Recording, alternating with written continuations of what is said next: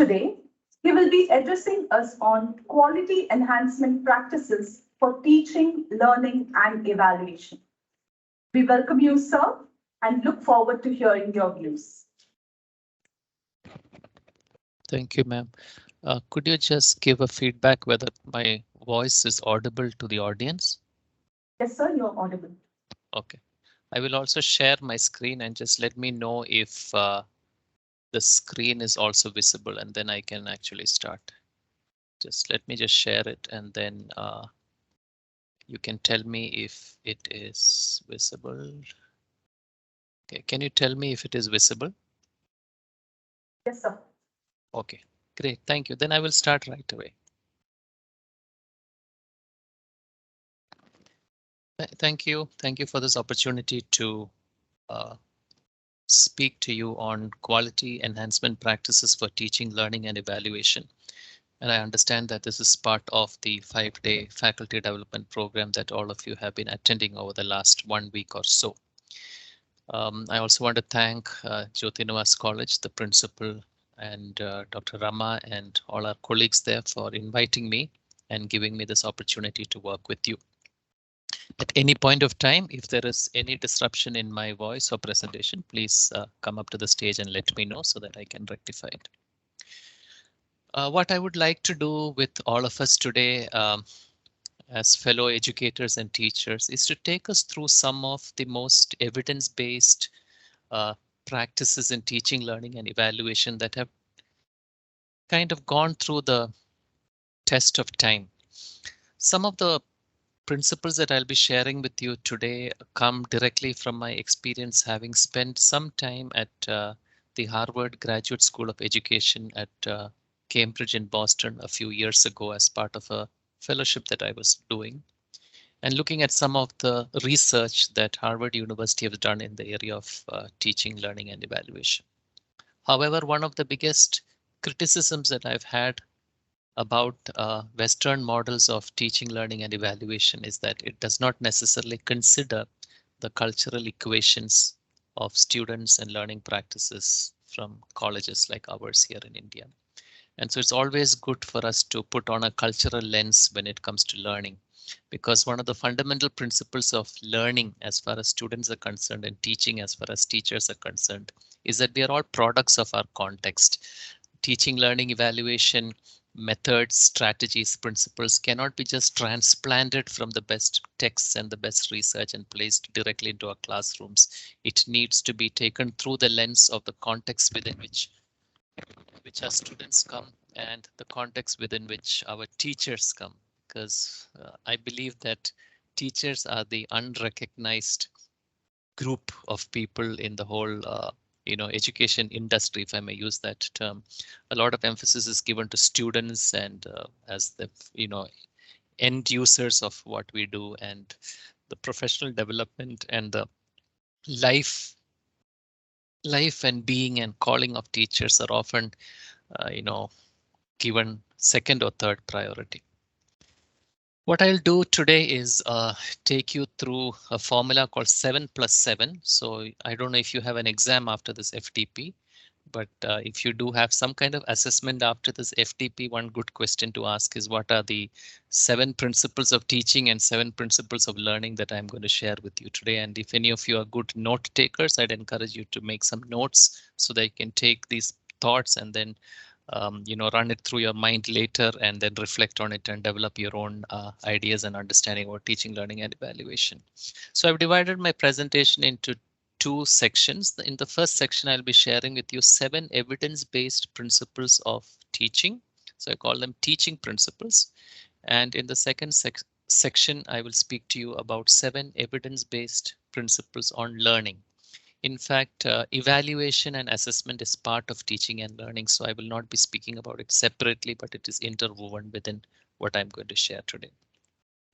So let us go right into the first part of what I want to share with you today, and that is teaching principles. And like I said earlier, these principles are evidence-based principles that are applicable in any context, any situation in higher education, whether you are a teacher at Christ University, Jyoti Nivas College, whether you are a teacher in United States or the UK, Australia, whichever country you come from or context you come from, these are principles.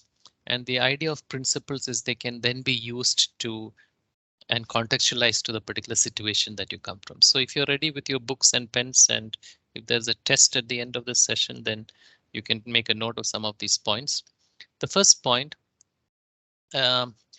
which is something that all of us know already, because a lot of these principles are inbuilt into our NAAC assessment criteria itself. And why NAAC assessment criteria speaks about some of these points is because they are based on certain expectations. But a lot of time as teachers and administrators, we spend too much time trying to document all this without really understanding the value behind why we need to do some of these things. I do not know how you do course planning for the year. Do you wait to know your students, or do you plan for your courses ahead of time before the students are admitted into the program and the first day of class? Teaching principle 1 is that it's important for us to know relevant information about our students and to use that knowledge to inform our course design and classroom teaching. Now, in many universities, including where I come from, course design and classroom teaching is expected to be completed before the students come into the class. However, an important principle to keep in mind, even if you've been teaching for 20 years or 30 years and you're a veteran teacher, the fact is that students are dynamically changing. Research from sociology tells us that the psychographics of students have gone through considerable amount of change. Cognitive science research tells us that the way students learn today is very different from the way we learned when we were students. If you're my age or younger than me, but still older to the students today, they learn the way in which they engage with the learning material and the way in which they use digital platforms, the way in which the time that they spend on different social media platforms, their family backgrounds, their relational styles, and so on influences the way they learn. And it is not very easy for us to capture all that before students are admitted to a program. So teaching principle 1 is for you to think about ways in which we can understand the students whom we are going to teach a little bit before you finalize your course design and your course plans. Even if you have a method of giving the course plan in the first day to your students, we will need to make it a little more dynamic, because you need a little time to survey and understand some unique aspects of the students who come into that particular class. Although we've been teaching in the same college for many years, the nature of students who are coming into our classrooms over the years are changing considerably. So that is teaching principle number 1 that I want to share with you in there. If you want to improve quality, think about the first 1 or 2 weeks of your teaching learning, and work with your students maybe during your orientation program. And I think because of NAAC now, a lot of colleges are trying to assess learning styles and things like that, but it's much more than that. Just assessing the learning styles is not enough. We really need to know a little bit more relevant knowledge about our students, what kind of backgrounds they come from, what is their ability, what is their particular way in which they engage with knowledge, and what knowledge they already have before they come into our classrooms and so on. In fact, you can be very surprised by the students who come to our classroom. Some of them appear to know a lot, but some of the information they have may not be actually accurate. Some of them come with histories of learning disabilities which have been unrecognized for many years, and it continues to be, and so on. So that's the first principle that I want to work with you on, and ask you to consider if you're thinking of quality enhancement. Practically speaking, I know you have so many working days and you have to complete syllabus and things like that. But what's the best way in which you can capture information about students so that you can design your course more effectively? In by nature, students in India don't like to discuss a lot in the classrooms. They like to sit and listen to their teachers, but that's not very helpful. So if your students are oriented that way in the schools that they come from, you'll have to think about then ways in which you can get them to move out of that mode into more, student-centered and effective ways of learning and so on. Let's go to teaching principle number 2. Right. I don't know if I can see the chat here, but I think many of you are sitting in the auditorium, right? So it may not be possible to have a discussion here. Have you heard of the concept of constructive alignment in this FTP or earlier in some of the FTPs that you've had? Constructive alignment, CA, constructive alignment. Let me see if I can use the chat. Okay, oh yeah, right. I can see some of you in the audience. Wonderful. So let me put constructive. How many of you have come across the term constructive alignment? You want to put up your hands? We'll make this a little bit real. Close it. Constructive alignment. Are you familiar with this? Okay, maybe not. I don't know if you can hear me. Anyway, let me go back to the. Oops, have I lost the presentation? Is the presentation still active? Yes, okay. Just tell me if it's moving. Did it move? Yeah. Okay, great. Okay. So, constructive alignment is a very important principle in teaching learning. Okay, and if you go to the next slide, you can see here, there are 3 aspects to designing any course. One is, what are the learning outcomes? Then how do you teach in the class and how you assess? Now there is an order in which these 3 components are planned by teachers. And here many people have a misunderstanding. Now you're all familiar with outcome-based education. That's the big word now with National Education Policy as well as NAC assessment and so on. Outcome-based education, which means that there are certain learning outcomes expected from students. And if these outcomes are attained to a certain level of mastery, then you know that these students have learned what they're supposed to learn. It is not about getting a certain amount of marks in an answer paper. That is not learning outcome. That is just the grade you get out of completing a subject. But in every course that you teach, there are 2 or 3. There should not be more than 3 outcomes. It becomes too much. And these outcomes are first established by the teacher. So one learning outcome today is at the end of this session, the participants should have understood the 7 teaching principles and should be able to recall these 7 principles for the next for the one semester. Or another learning outcome is that participants of the seminar should be able to understand the 7 learning principles and apply them in developing a course design. So once I establish the learning outcome, then what I need to do, this is where we all make a big mistake. After a learning outcome is established, the next step is actually not deciding how to teach them. The next step is to decide what is the assessment. So the examination questions, the continuous internal assessment tasks, and all other assessments have to be planned next.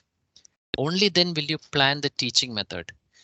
In most Indian universities and colleges, teachers will decide how to teach first. They will decide already their lecture points, the PowerPoints, their discussions, and their task practicals, whatever you will decide that first. After that, you will decide the assessment. That is the wrong approach in outcome-based education.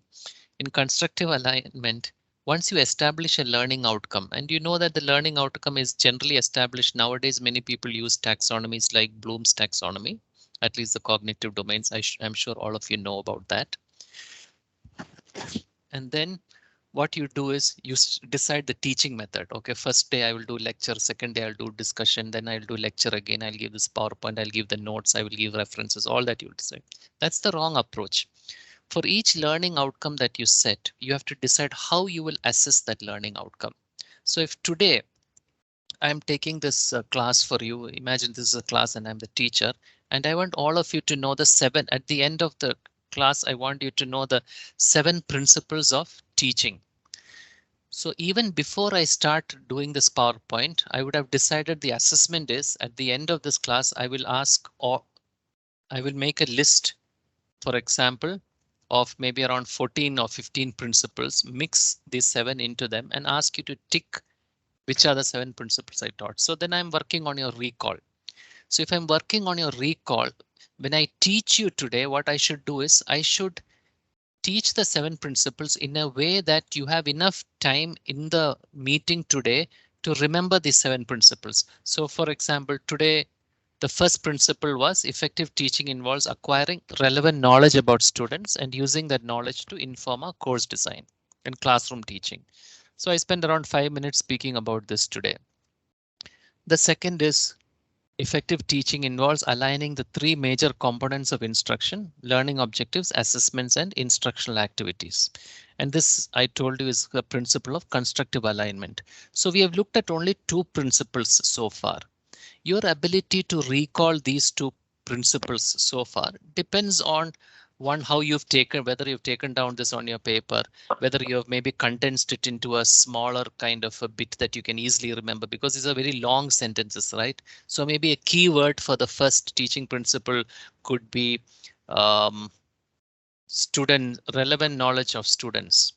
Just that could be the keyword. The second one, the keyword could be constructive alignment. Now, unless as a teacher, I give you an opportunity to recall this by emphasizing and repeating and emphasizing and repeating and giving examples, my assessment at the end may be a failure. Because if I just run through these 7 principles and then say, tell me the 7 principles, you may not do well, you may all fail in this particular thing. But if I give you opportunity to learn and practice and repeat it and repeat, and you make some notes or you will make an acronym for these 7, then you will be able to recall it and then you will be able to answer the test well, which is why we have to plan the assessment second and the teaching only the last. Suppose my learning outcome was like this. At the end of the session, the participants should be able to critically analyze the 7 teaching principles. If that was my teaching, if that is my learning outcome, then my assessment would have been very different.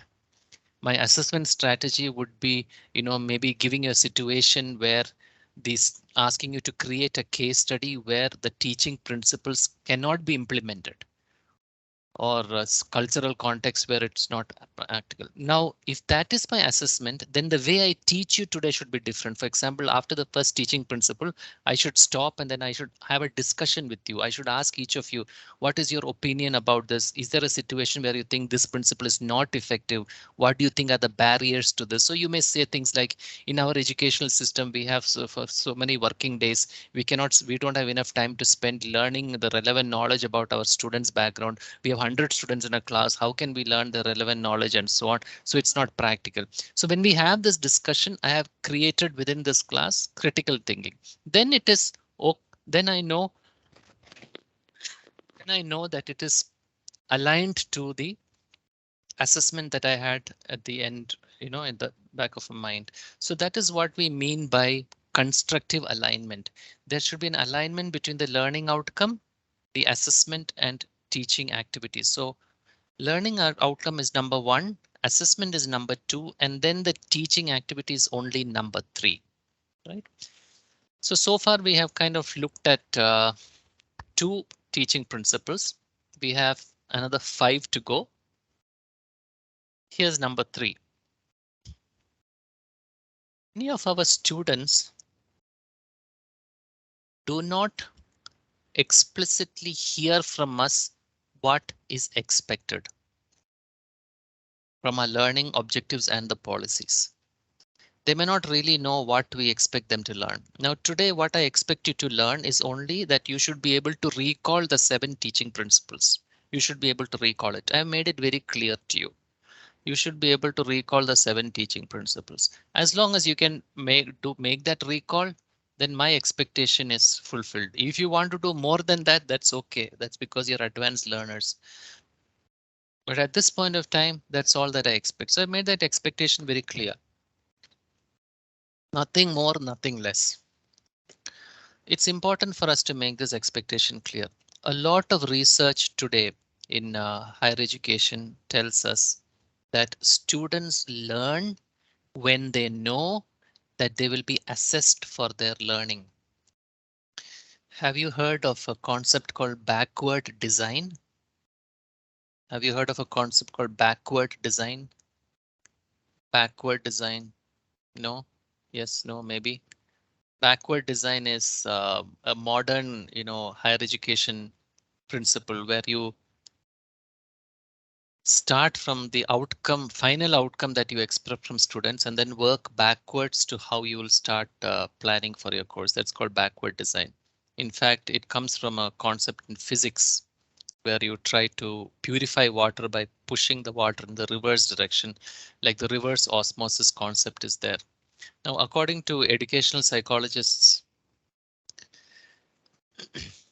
if students know what they are going to be assessed on, if they know what our expectations are, they are more self-directed. Sometimes we have a huge curriculum and syllabus. We want to dump everything, all the content to our students. We take one full textbook and we try to teach them. But that is not quality enhancement teaching learning approach.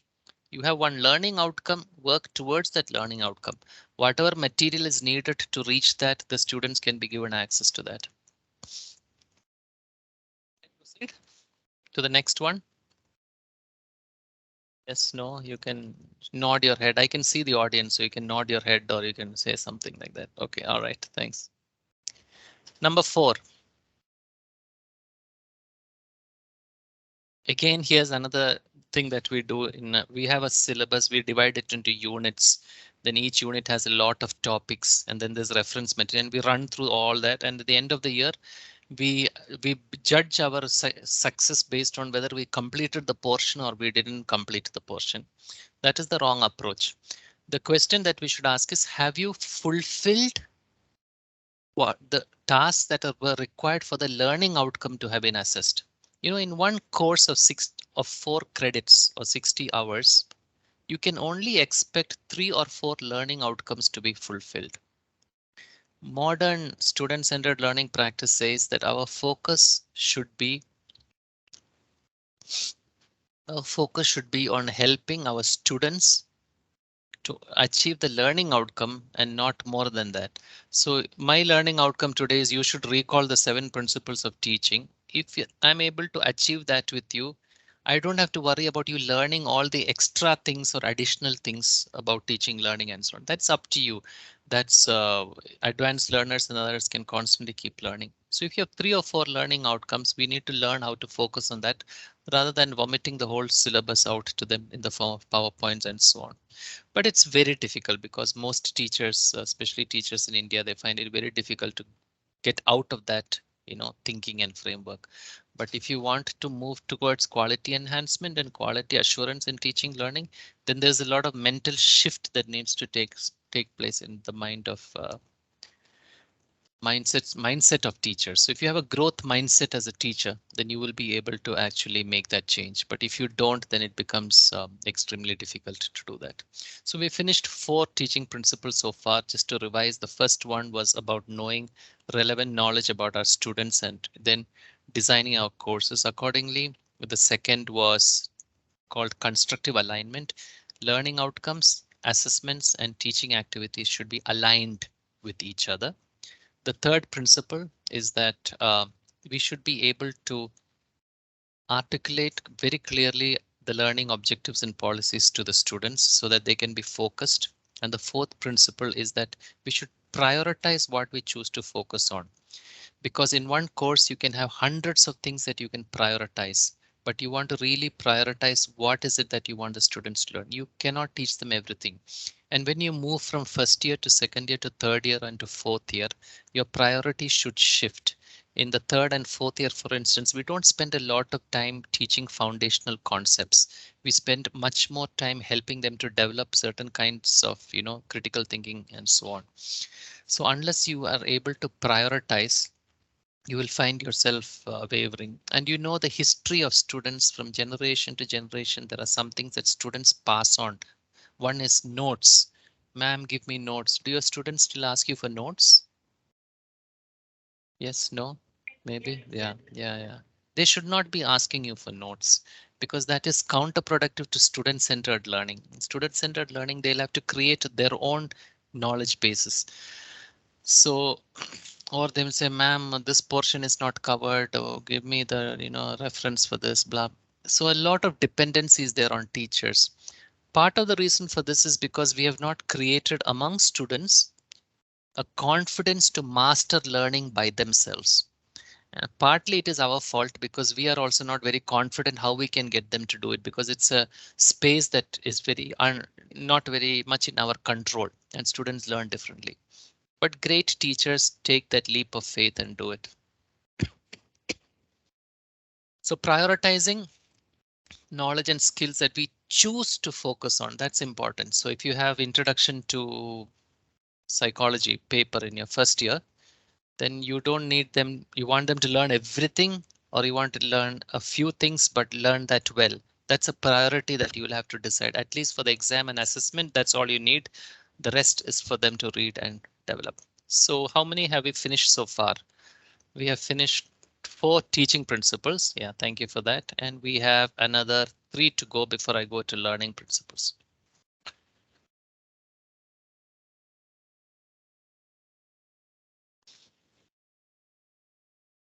You know that we are all experts over the years as teachers. We have developed teaching the same subject every year. We believe we are experts in that field, right? And all of you will be very proud and happy with being masters of that particular subject. I hope the noise from outside is not disturbing you. There's a convocation procession going on outside the window. Now, the more expertise that we develop, there's also something called a blind spot that we develop. Because the more you learn something and you believe that to be true, we become unwilling to accept that there can be an alternative perspective. Now, I've spent a lot of time teaching subjects related to the field of psychology. And in the last 10 years, the last 5 years, and in the last 2 years, there have been some very fundamental changes in the way we understand how human beings function and how the brain functions and so on. But that can be very uncomfortable for us to use in our classrooms because it is contrary to what we have learned in the past. Uh, you take something like developmental, psychology. Many of you have children. I think you've seen how your children grow and develop, and motor skills and how they walk and talk and crawl and get, and then they become a teenager, an adolescent, they become an adult, they get married, they leave the home, leave us, unhappy for some time, and so on and so forth. A lot of the principles behind what happens to us as we grow and how the human brain develops has changed in the last many years. And in the last 2 years also it has changed. Take health related sciences. In the last 2 years and in the coming years, a lot of things that we believed about health have dramatically changed because of this whole COVID experience that we've had, right? We really cannot predict how our health behaves. I just coming out of COVID myself, and I'm very surprised at the way it has affected my ability to think. I couldn't recall some things from the past. My whole memory was affected for some time. You don't have to do anything, but you feel so tired. And these are all going to have repercussions into the future. So the foundations of health itself is being affected. The same is true in most fields: computer science, hard sciences, engineering, humanities, the way culture and is changing, how identities are being constructed. Now, the more we teach a particular subject over the years without allowing ourselves to be open to be informed by research, we will develop what is called expert blind spots. And a teacher who's not able to recognize these expert blind spots will not be able to teach well. So that is principle number 5.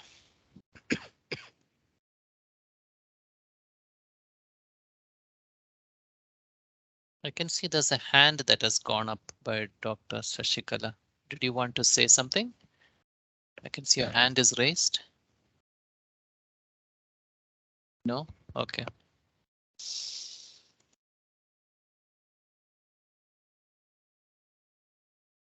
Somebody accident. Accident. Yeah, that's okay. Yeah. A lot of the online meetings, it happens. We raise our hands accidentally.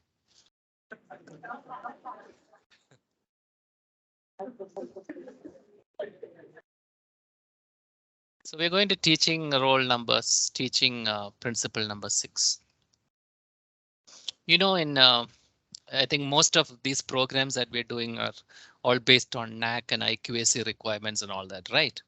Some of you may be wondering, what is this 5 days? Why is it 5 days? Why is it not 4 days? Why is valedictory on Sunday? You may be thinking all that. That is because NAC has certain ways in which we have to, behave.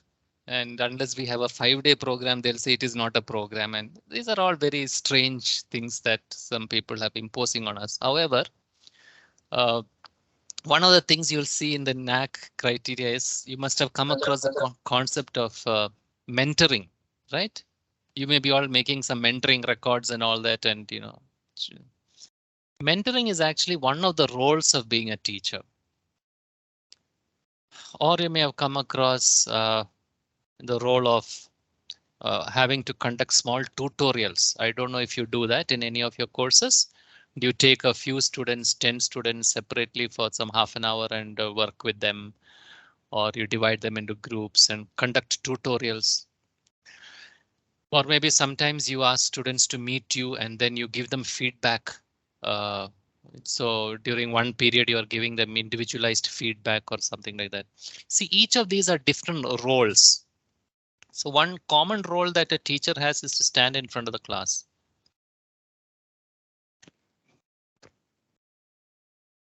Is to stand in front of the class and teach, like what I'm doing today, sitting and talking to all of you. That's one role of a teacher.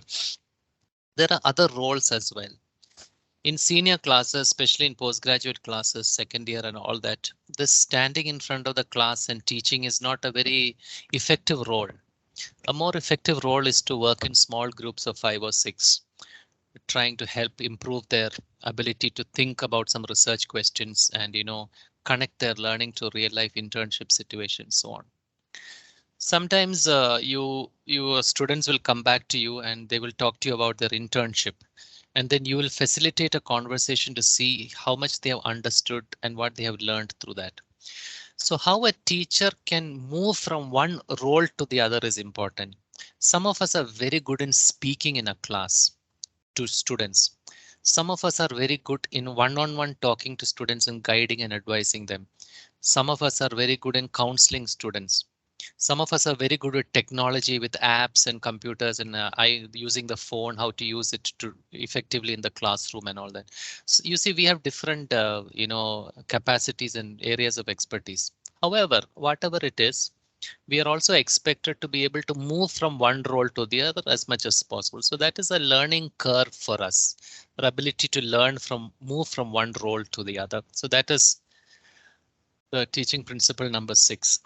So maybe for some of you, taking the students for a field visit, coming back and then creating a reflection on that for some time is a role that you want to do. See, each of these roles require a different strategy. And if you are only used to teaching, then you are not used to facilitating, you may find it very difficult. So there again, there's a learning curve for the teachers to look at. So we finished 6 principles so far, right? Are you all able to recall the 6 so far? If you had to recall the 6 principles.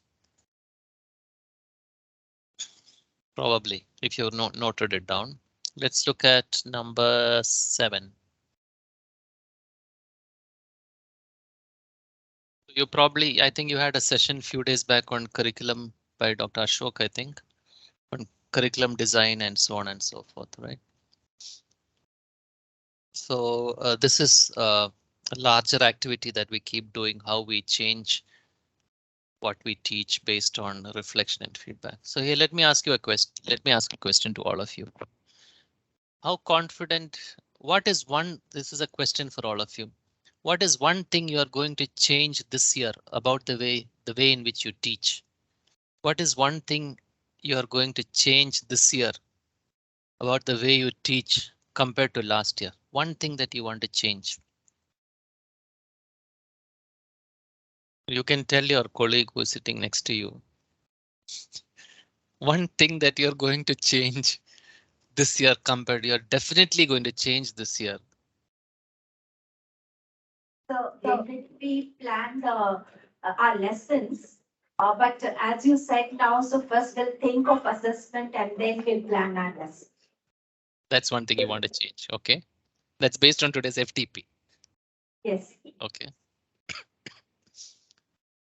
Dr. Divyesh Kumar says he has adopted blended learning and synchronous and asynchronous components, especially from the COVID experience and online teaching. The idea of flexible learning for students in asynchronous mode and synchronous mode. Anybody else would like to share?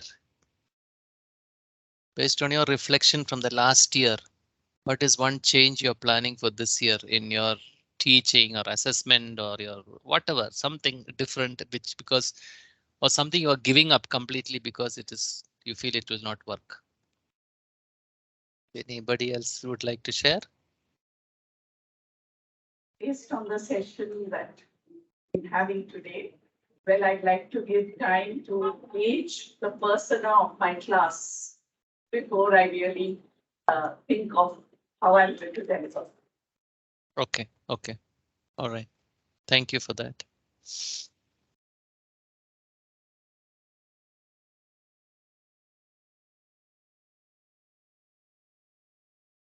Anybody else is speaking? Because I cannot see the whole audience. I Yeah, can see. Yeah. I mean, the first principle I liked it very much, sir, to have the relevant knowledge of the student. That's what I would like to adopt. To have the relevant knowledge of the student. Yes, ma'am. Yeah. And second, I would like to connect my teaching with research. Connected with research. Yeah. Research based, yeah. Yeah. Like, to tell them to refer some journals of whatever we have taught. Yes. To make it more, and then we can assess better. Yes, yes. You're teaching chemistry, ma'am? Or Yes, I think chemistry. chemistry? Yeah. No, I recalled your face. I think I've met you because I was just checking if my memory is I also recall you, sir. COVID. I also recall you. Checking whether No, COVID I has recall you. I affected recall my meeting you. memory. Well, I definitely recall meeting you, sir. I'm very happy. We have one thing that you said, which is very good in science, but everybody can use is a methodology called journal club.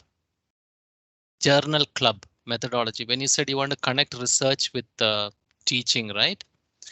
There is a methodology which was started in medical colleges called journal club. What they'll do is they'll take one article that is, because in medicine, people have to learn from the advances from other places and other countries because treatment has to be very effective. So even in our classroom, especially in undergraduate, starting from undergraduate, I would recommend that. Yes, ma'am, I can see one of you holding the mic. Go ahead. Yeah.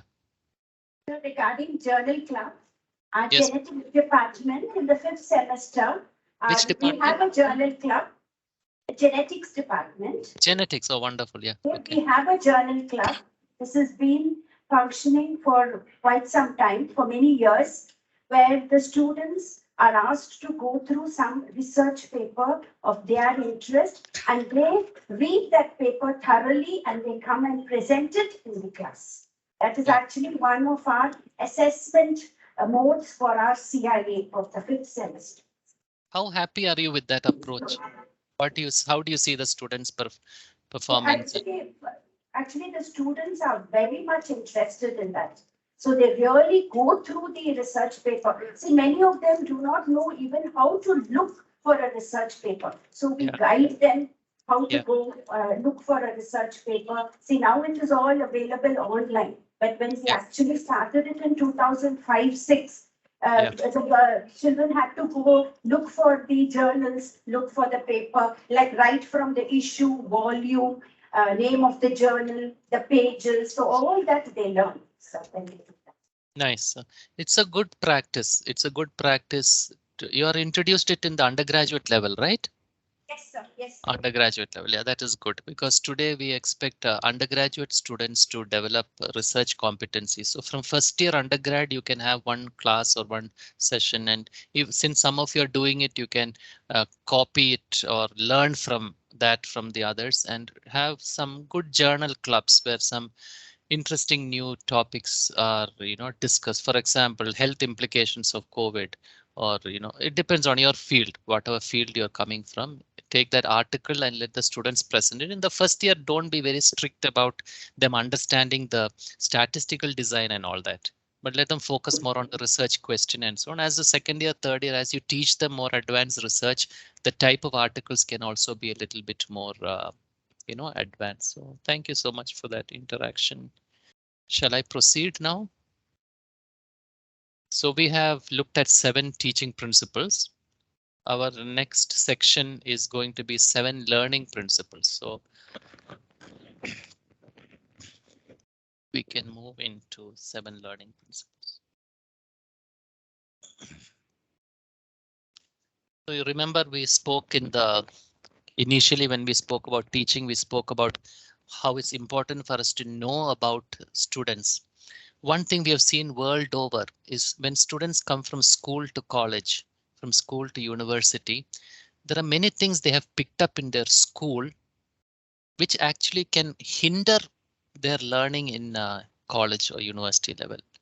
Especially if they have come from schools where the learning style has been mainly recalling information and reproducing that, then it can affect the way they learn in your classrooms, especially if your approach is different. Sometimes they learn concepts which are not accurate or which are not research based. This whole concept, say in psychology, right brain, left brain, and all that, which is actually not scientifically accurate information. They come with this kind of information and then it can hinder their learning. So I have noticed in our postgraduate classes, many students in the first semester, the students who get very high marks. In the third semester, another group of students get very high marks because in third semester they do internship and practice and all that. And there a group of students who use a different type of skills, they become more visible.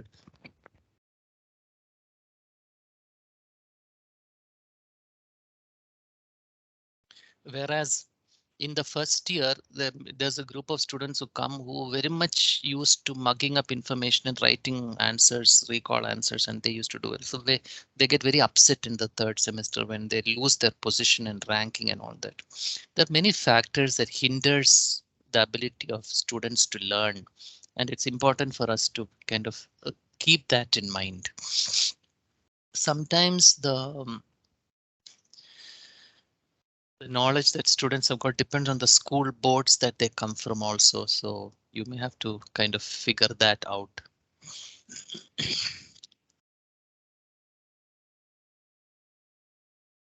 The way they organize learning, I don't know how you, all of you as students, when you were students, how did you organize your learning? Can some of you share the methods that you used to adopt to organize your learning when you were a student? This opportunity for you to go back to your college days. When you were a student, how you used to organize learning? What was the method you used? Making notes or talking to your classmates in a group and getting information, reflecting, studying in the school bus, studying in the bathroom? What was your way of organizing information or learning? It's a good opportunity to go back to your college life.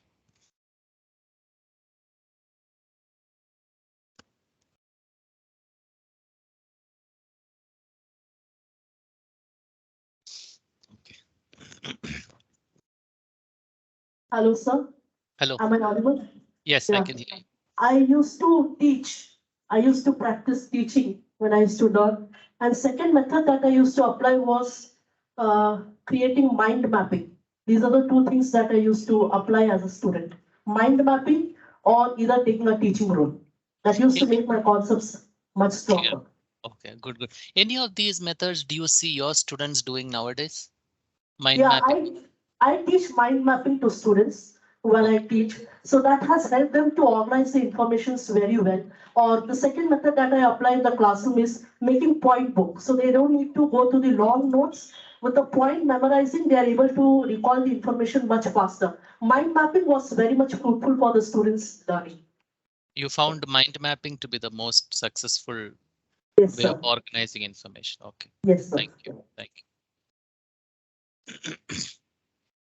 The other method you used to do is also very interesting because when you teach, when you practice teaching what you learned, you gain a lot of mastery. So it's a good method to use in your classrooms also. You can give short teaching experiences. Some of you will be doing it, seminars and all that. After learning, they kind of teach that back to a class. In one college, I know the postgraduate students go and teach undergraduate students for 1 hour in a week. there are some, ways in which they do that. It improves their ability to learn. These are all very good methods. Is anybody else sharing?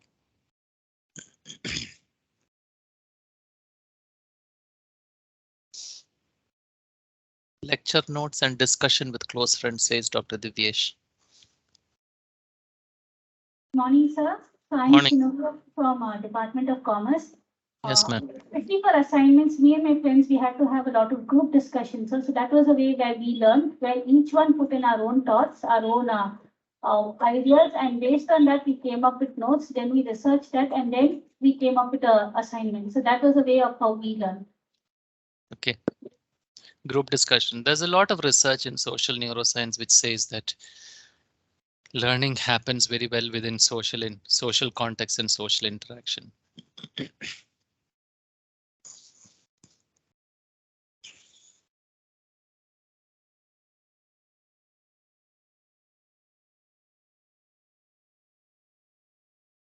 So we all used to do our own study, and then we used to take previous year question papers and then discuss all the previous year's question papers.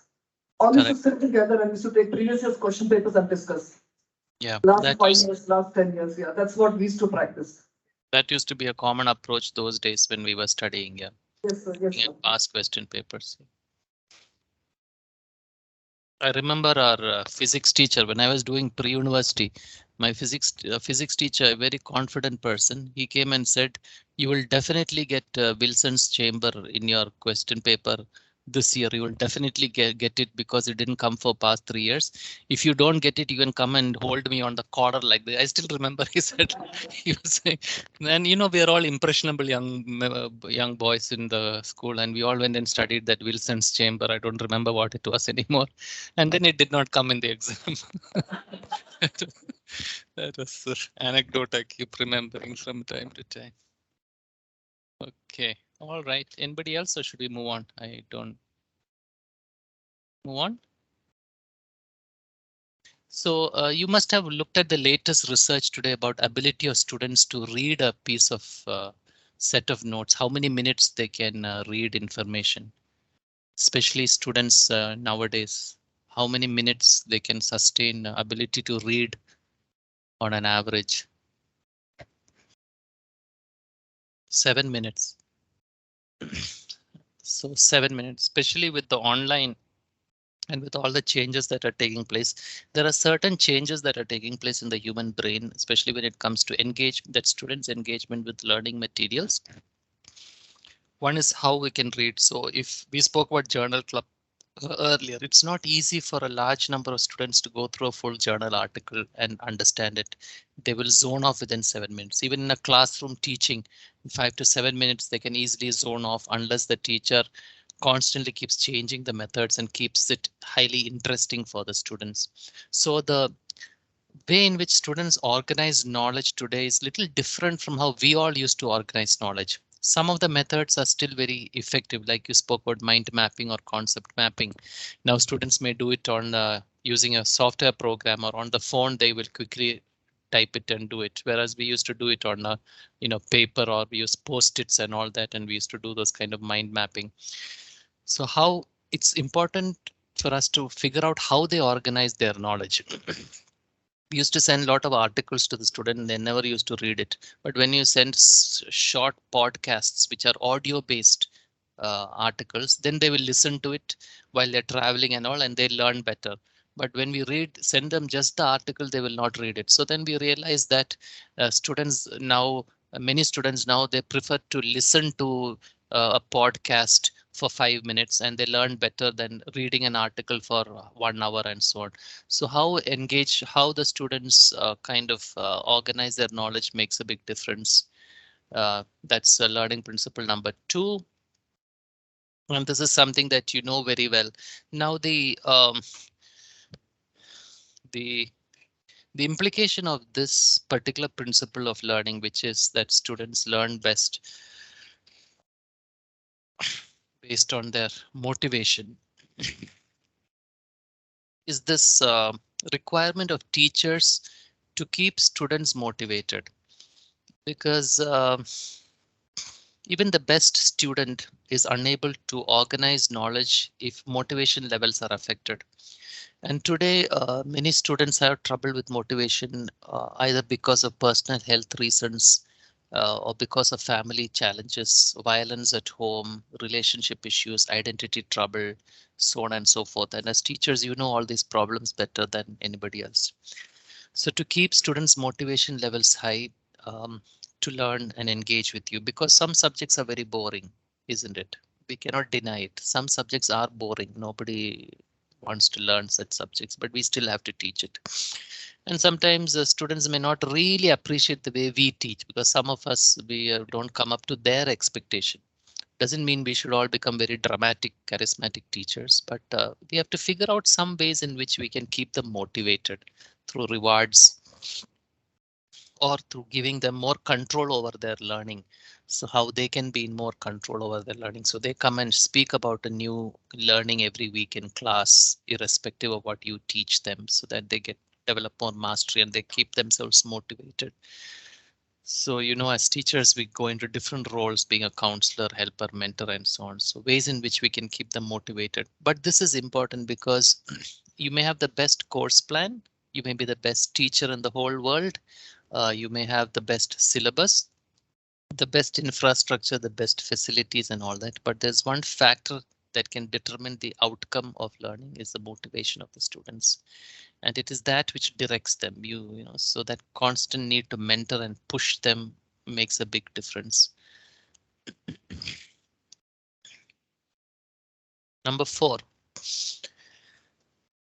When the professor who was sitting at the back, when you spoke about teaching, no? Whatever you learned, you should try and teach it to the level mastery. That's an example of practice. We do not give enough opportunities for students to practice what they learn. We teach them and we expect them to learn it. But the key word in this particular principle is practice. So today, if you have to recall the 7 teaching principles, then I should give you some opportunity to practice recalling it, either by stopping the class in between, asking you to go through the notes, or by turning to your neighbor in the classroom. 1 second.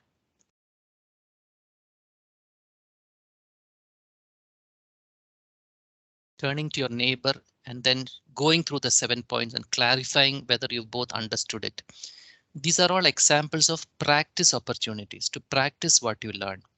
Very often we teach, but we don't give opportunity for students to practice in the class. So what ma'am said, if you ask the student, come to the front. Now you teach us the 7 principles of teaching in your own words, not to assess you, but to give them the ability to master that skill. Then they get an opportunity to practice. Then, you know, in your, how many of you like to write questions in your question paper, like critically analyze this theory, or, you know, many of you like to write such questions in question paper, no? So standard teacher's question. Everybody does that. But we do not give opportunity for students to learn how to critically analyze in the classroom. So you don't hold a debate. If you have to critically analyze a theory, then you should have a debate about the theory in the classroom, which allows them to develop the skill of critically analyzing. You should have one group which speaks for, other group against, maybe another group that speaks about contemporary research that impacts this particular theory, or whatever it is. You can develop different types of stimuli and get them to have debates in the classrooms. When they debate in the classroom, they develop the skill of critical analysis. They practice that skill. Then it is okay for you to ask them in the exam to critically analyze. No point in asking students to critically analyze without teaching them how to critically analyze. As teachers, we very rarely teach students about learning skills. We only teach them the subject.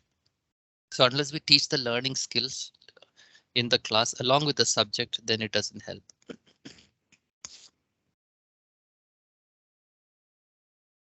So to develop mastery, students must acquire component skills, practice integrating them, and know when to apply what they have learned. So what they should be able to figure out the context where they can apply what they wanted to learn. I think I asked you earlier about Bloom's taxonomy. Is that something you are all doing now? Bloom's, it's Most Indian universities are doing. Are you using the cognitive taxonomy, or are you using also the affective and kinesthetic? If you have courses like education, music, psychology, counseling, social work, any vocational courses, then you may be using the affective and the psychomotor domain also. But most colleges in India are using the cognitive domain only. That is, that understand, recall, all the way up to synthesize, analyze, evaluate, so on and so on. Now, this Bloom's taxonomy are skills which which our students have to develop in the classroom. It is not that they should develop it by themselves and come and we just assess it. We have to create a condition for them to develop that skill. So our teaching methods should help in doing that. That the student should learn. That is the essence of this particular learning principle number 7, that they should know when to apply what they have learned. So when someone says critically analyze, they should know it is this point that we should do it. When they go for an internship, they should know that this point I should learn how to listen and interact with people and not go and just say whatever I want to say. So all this is possible only if we design in our course spaces for them to learn. So I think you all give seminars to your students. They have to come and make presentation in the classes. Many of you will be doing that, right? What skills are they developing through that? Apart from communicating to a scientific audience, what other skills are they developing through that?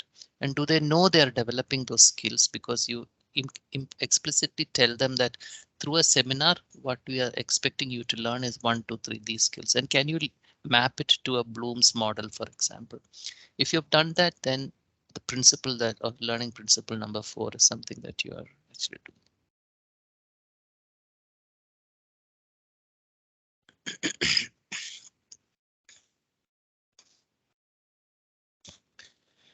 So all the research in the world, and in the pandemic also, the research done in the pandemic has shown one thing. That is, teaching cannot be vague. Teaching cannot be that abstract. Maybe in philosophy and humanities, in some form, there is some level of abstraction, but otherwise, students need to know that there is a goal towards which they are working, and they should get feedback. So it's like a coaching model. If you're a coach in sports, for instance, you know that there's a skill towards which you're working. You are not that good a bowler. You want to improve your ability to bowl better in line and length or whatever. Then your targeted feedback is given how to do it. They will not teach you the history of cricket, and then they'll not teach you how many matches were played between what all countries and all that. That is irrelevant. What is relevant is you have to learn how to analyze a journal. If you're given a journal which has 5 pages, what are the skills you require? What are the skills that you require to analyze that journal? Then the teacher takes you through those methods of analyzing a journal article and coaches you on that and gives you an opportunity to practice that. So you need goal-directed practice coupled with targeted feedback, and the feedback is helpful. Are you familiar with the concept of feed forward? Feed forward. You know feedback, right? Feedback. But there's also concept of feed forward. You're probably familiar with the concept of formative feedback and summative feedback. Sorry, formative and summative assessment. So whenever we assess a student on a test or something like that, and we find what are the deficiencies and problems or strengths and weaknesses, we give a feedback to the student, right? We say, this is where you did well. This is where you didn't do well. This is what you could have done to do better, like that. It's called feedback. Feed forward means having assessed where the student is, you give them information on how they can work towards the future. That is part of formative assessment. So both feedback and feed forward is important for students, especially when they're practicing towards a goal. This is what you should do now. Practice it and let's see what happens. That is feed forward. Whereas feedback is, this is what you've done. You could have done better if you had done this. So feed forward is always futuristic. Feedback is towards the past. Number 6. This is something I spoke initially in my initial reactions. You know, if you are a teacher in Jyotirniwas College and you're teaching one group of students a particular subject, now you go and become a teacher, say in Christ College. You teach them students, then you go to Mount Carmel College, then you go to National College, then you go to any other college, then you go abroad and teach in one college. You know, the same subject you cannot teach the same way. You just cannot teach the same way, because every student who comes to your college comes from a particular social cultural background. If you just look at the social background of the students who come to Jyotirniwas College, you will be able to see certain patterns, right? As a Catholic missionary organization, there are certain importance that you give for students who come from underprivileged backgrounds. You give importance to, you know, students who don't have other opportunities. You also give importance to students who come from higher economic strata and so on. There's a whole group of students who come from certain, you know, kind of background of parents who work in certain sectors and so on. All this has an influence in the way the students learn. So learning is never distanced from social realities that our students come from. And you just cannot teach a set of students the same way. Even in the college here, you cannot teach the same way from one department to another department, even the same subjects. I'm from in psychology department. If I have to teach introduction to psychology to students who do psychology, sociology and English, and the same thing I have to teach the students doing commerce or students doing business management or hotel management. I cannot teach it the same way. It is very, very different. There are some things that can be taught the same way. One thing that they all learn the same way is when we use personal life examples. If you want to teach psychology and you teach personal life examples, whether they are commerce student, art student, science student, they all listen and they all immediately connect to their life. But if you teach them one very boring theory, say psychoanalytic approach to psychology, some departments, the students will just zone off because it doesn't make sense. They don't understand. Some they will sit and take notes like all of you are doing very eagerly. The social, cultural, educational backgrounds of students make a big difference to how they engage in learning.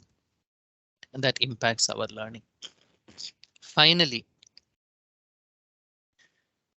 many students do not know how to monitor their own learning. Right? Again, remember, these are learning principles. So it's from the point of view of the student. Like some of you gave examples. You used to have group discussions, lecture notes, you used to discuss with your close friends, you teach and practice, you do mind mapping and so on. A lot of students do not know how to monitor their learning. They are helpless.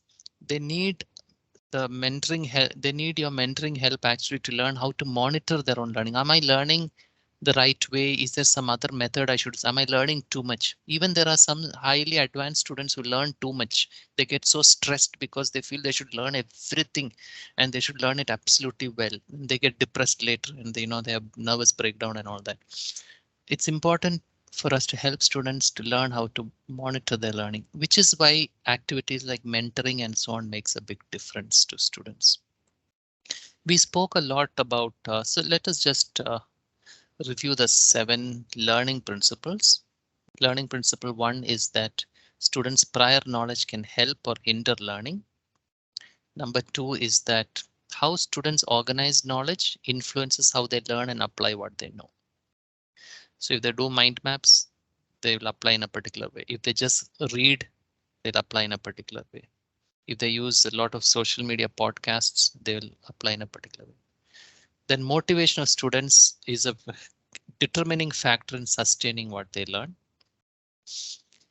If they have to develop mastery, that means if they have to full control, mastery is like when you go for swimming, first you feel like drowning, later you get control, right? Or when you do cycling, first you fall down and hurt yourself, later you get control.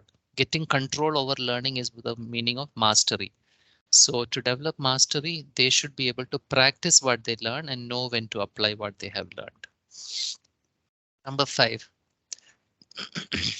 The learning of students should be goal directed, not very abstract and open-ended, not too open-ended, and they should get feedback which will enhance their learning.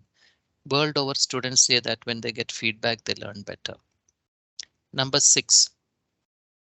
The social, emotional, and intellectual climate of the course impacts their learning. How the teachers create conditions for them to learn.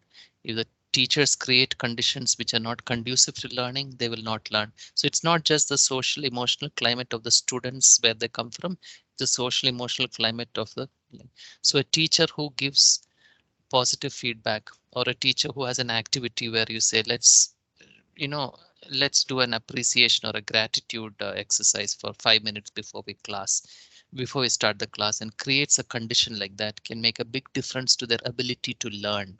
Because students, they come with all kinds of baggage into the classroom, right? So how you can declutter that, or maybe tell an inspiring story for 5 minutes and then start the class. All that makes a big difference for their intellectual development.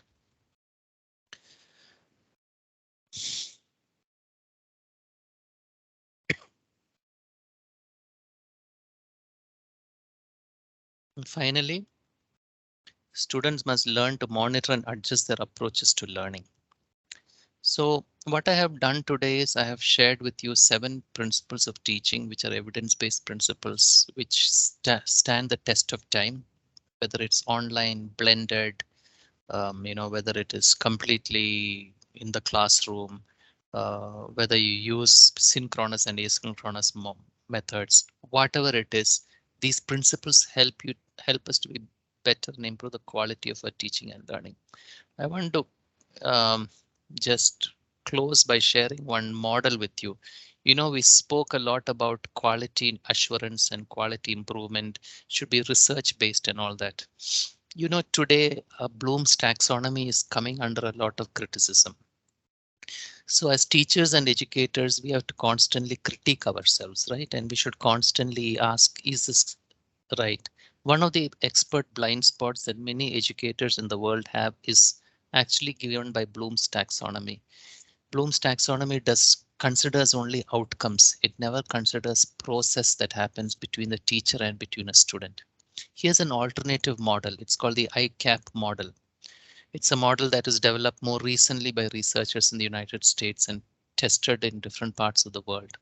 This model says that students' learning and teachers' interaction with them can move from a very passive mode to a very interactive mode.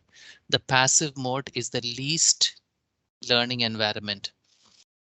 Then you have what is known as an active learning. Then you have what is known as constructive learning, and then you have what is known as interactive learning. Each of these is one step better than the other. In Bloom's taxonomy, we speak about a recall, we speak about remembering, then we speak about analyzing, synthesizing, and so on, which are all outcome based. But the ICAP model, for instance, is very much process driven. It's about what happens. So in today's lecture today, most of my lecture today was revolving around the passive and the little bit in the active. And very little constructive and interactive we did today. So passive means I speak a lot and you're listening. Active means I'm still speaking a lot, but you're taking down some notes, you're making some mind maps in your book while you're speaking and trying to connect. That's active. In constructive, however, it requires a great deal of interaction between us to be able to co-construct and kind of maybe out of the 7 teaching principles, we developed another 3. Or we changed or we modified them, we transformed it, made it more applicable to our concept. That would have been constructive, right? And we apply it in different contexts. In Jyotinvas, what does it mean? In Christ, what does it mean? But the interactive approach would lead to the most deepest understanding, because each of you would have developed a very personal understanding of these principles of teaching and learning and made sense of it and so on. So as teachers, you may start with passive, but you want over the course of the semester to take your students to the process of what is known as interactive approach. So this is developed by two professors in Maryland University, Key and Wiley, and you will find a lot of information about ICAP model. You can actually ask, do some research on this and learn a little bit about this as well. So 7 teaching principles, 7 learning principles today. If there's a test by the HOD or principal, then you can request for the question paper and answer the test. Otherwise, you can test yourself on the 7 principles and study further on it. So I'll stop now. Thank you for your attention and this opportunity.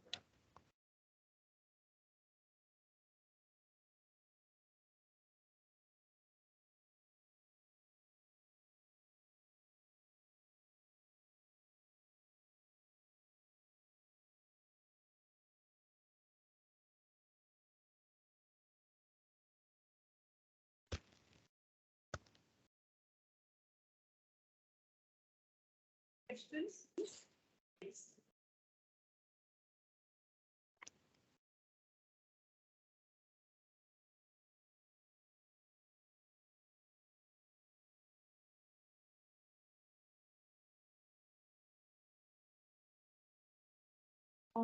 Sir, good morning.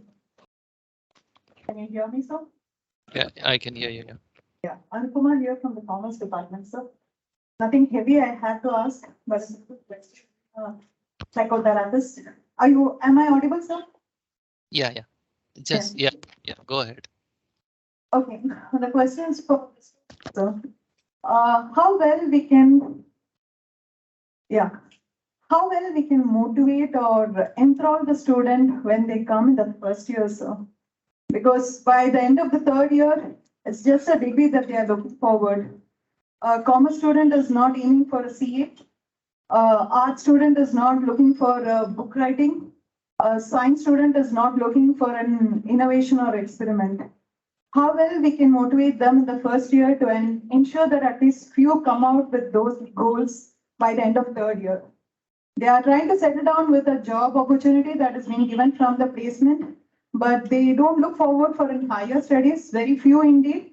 But in that, some among them are going abroad as well. Appreciative, but we should look into the larger mass. So what can be the best thing that we can do to enthrall the first years to look forward for these progressive scenarios rather than settling down with a simple scenario? One approach is to have a hard look at pedagogy.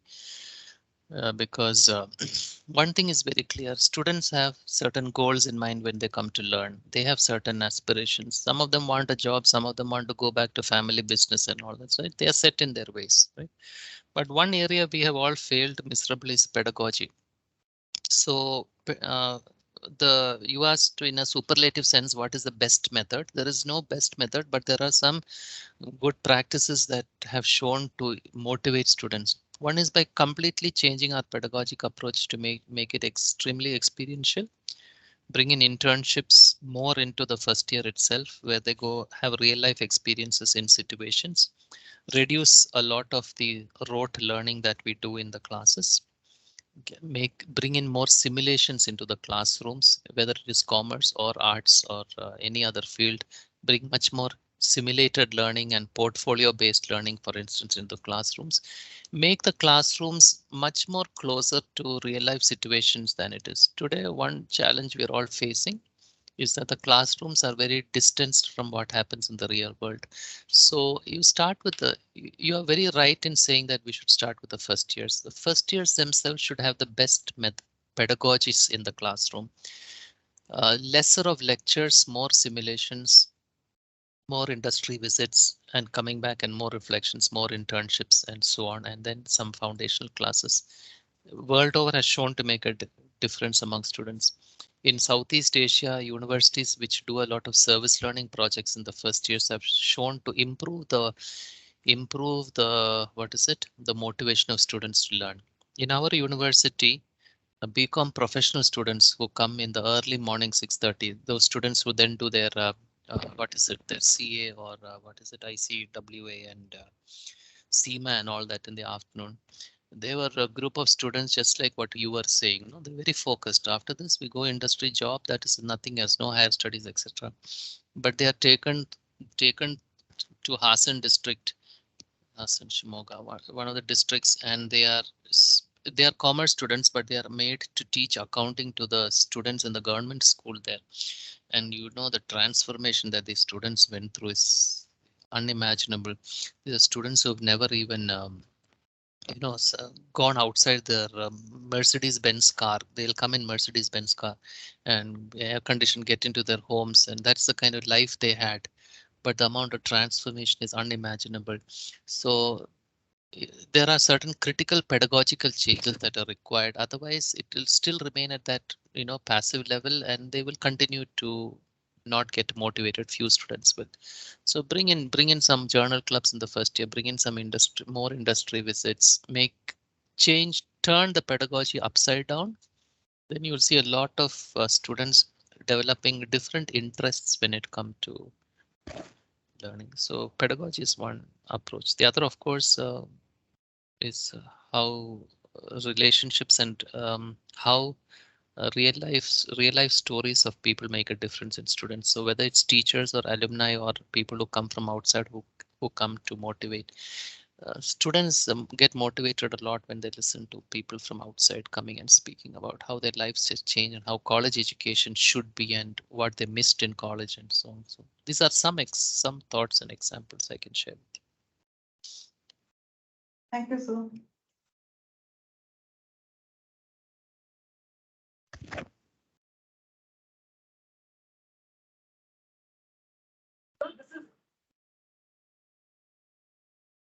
I can hear.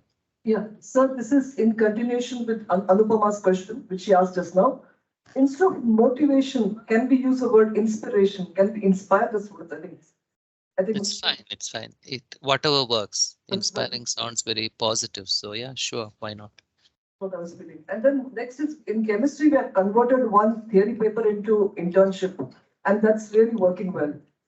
Yeah, it makes a difference when they start connecting with the real world. With the real world, and they're also getting jobs faster, and they're also doing research better. Yeah, that's good. Thank you. Thank you for that information.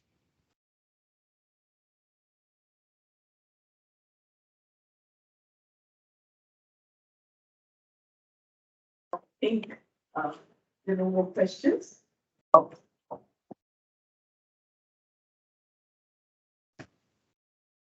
I'd like to now take the opportunity on behalf of our principal and the faculty present here to extend my heartfelt gratitude to Dr. Tony for making it today in spite of all the constraints. Dr. Tony, it was such a meaningful session, effective, informative, and I would say to a great extent engaging too. It was something that you shared today, which maybe many of us do use, but we do it quite subconsciously. So you have really helped us focus and understand the 7 principles, the evidence-based principles of teaching and learning.